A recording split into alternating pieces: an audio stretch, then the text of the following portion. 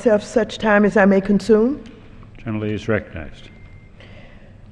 Thank you, Mr. Speaker. Just last week, the government made an important step towards repairing our financial system after the worst financial crisis since the Great Depression. The Federal Reserve adopted final rules implementing Basel III, including new capital requirements intended to bolster capital throughout the financial system.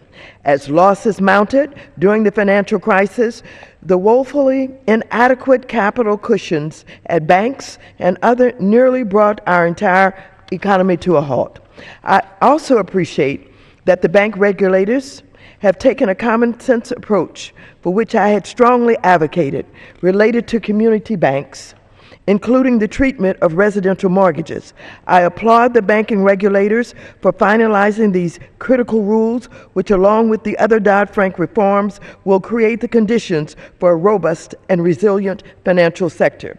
This legislation before us today, H.R. 1341, requires the Financial Stability Oversight Council, or FSOC, to conduct a study of the potential effects of any differences between the U.S. and other jurisdictions' implementation of one aspect of the Basel III Accords, the credit valuation adjustment capital requirement related to derivatives transactions. The Basel signatory countries rightly agreed that banks should hold capital against the possibility that their counterparties, be it an airline or another bank, would default. However, despite agreeing to do so under Basel III, the European Union has made a preliminary decision to exclude the credit valuation adjustment from the calculation of European banks' capital requirements. As a result of the EU dropping this requirement, some U.S. banks think that they may be disadvantaged relative to their international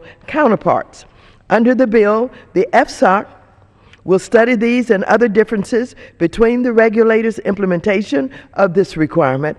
I agree that it is important for U.S. regulators to ensure that the way by which the CVA is calculated for domestic financial institutions includes an appropriate methodology that will not inadvertently create an unlevel playing field relative to foreign competitors. At the same time, we must be mindful not to engage in a global race to the bottom when it comes to capital requirements for our largest, most globally interconnected financial institutions. After all, the strength of the U.S. financial system is and will be based on its stability and transparency.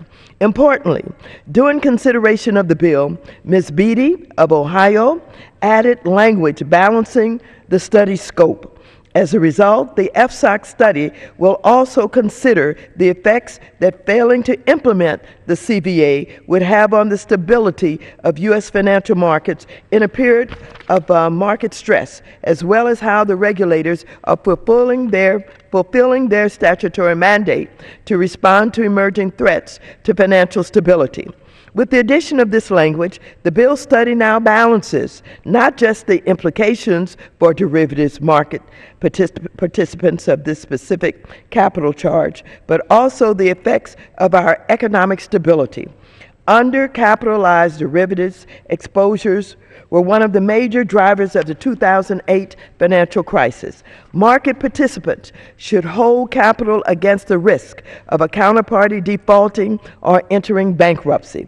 We can certainly consider how implementation of the CVA could best be accomplished, but again, we cannot engage in a global race to the bottom when it comes to capital rules. It is my hope that the FSOC will use the findings from this study to urge other global regulators to expeditiously adopt standards that are as strong as ours. I thank you, Mr. Speaker, and I reserve the balance of my time. Gentleman reserves the balance of his